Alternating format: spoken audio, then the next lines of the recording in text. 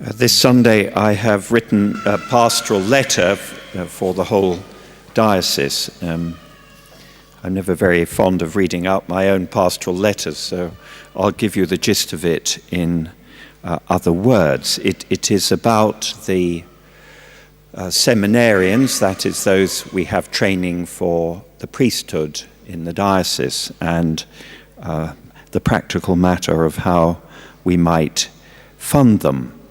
But just to put this in a little context, Advent is here. Advent, as we know, it's the beginning of the Church's year. In a certain sense, today is New Year's Day. And it turns us to the coming of Christ.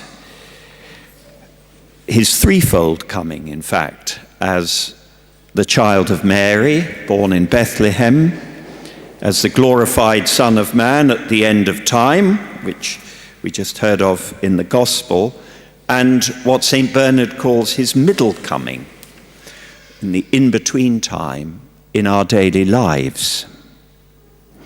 And Advent has its own atmosphere, its own character, its own symbols, like the wreath and many other things, its own colour, its own words and music. It's a season with its own content, with a certain sobriety, restraint, its own beauty and grace. And it shouldn't be swamped by premature Christmases, as often happens, kind of creeping Christmas creeping backwards. It's like a hand stretched out, Advent, which wants to take our hands and lead us beyond the cares of life into the presence of the God who comes. Well, our diocese, as perhaps several of you know, currently is blessed with 7 students for the priesthood. This is quite a large number. Many of you will know one or more of them. I mean, Andrzej Niski, for example, has been at this cathedral, and others also. And well, this is very good news, and they are good news. But, of course, they do rather strain our resources. It costs us just short of £200,000 a year to cover the formation of seminarians. You may remember that on the 4th Sunday of Easter, Good Shepherd Sunday, there is a collection for what's called the bursary fund, which meets these expenses, but that collection is not adequate for that, and nor are other normal means of funding. So I am asking for your help, for any help, in fact, small or great. Now, I should clarify, there's not a special collection about this today. We've got to think a little more strategically. But when you leave the church, there is a little brochure which suggests certain ways in which you might like to contribute to this need. So if I may encourage you to take a copy at the end, there'll be some people handing them out.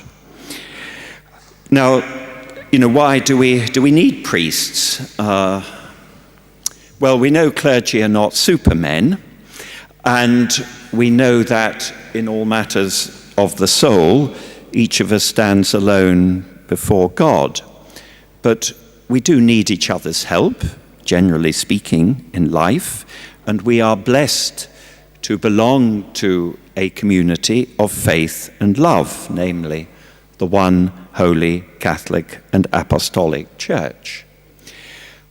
Now, just as Christ came to Israel in the humanity he took from Mary, so now he comes to us through the Church, our mother, by way of word and sacrament.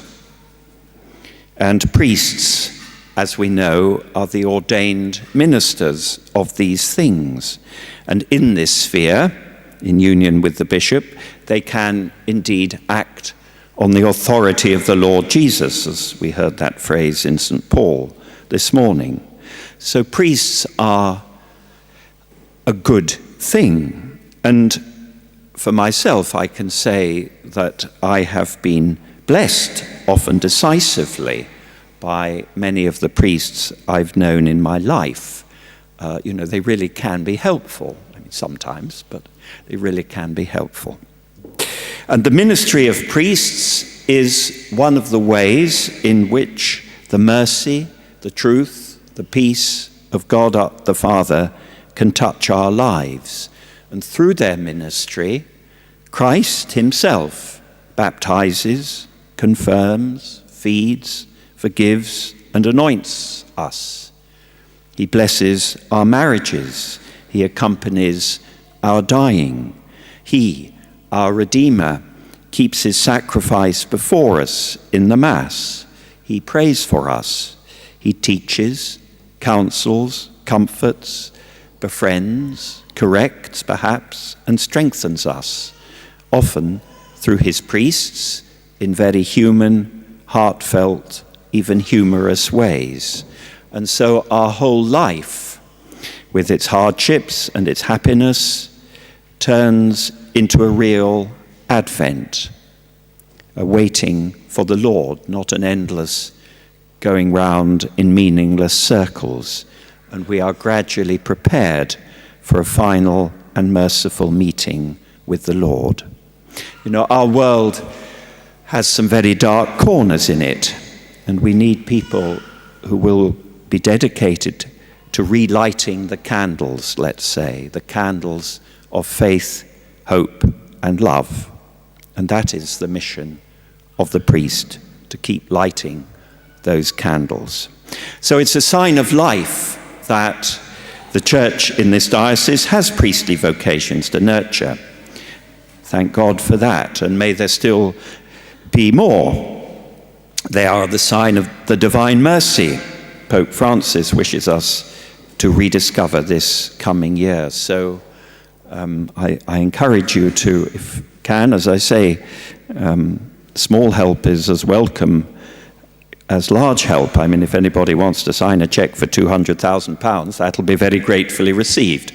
But if that's beyond your resources, every little helps, as they say. So I thank you in advance for all that you can do to support our seminarians, both our present ones and, please God, our future ones.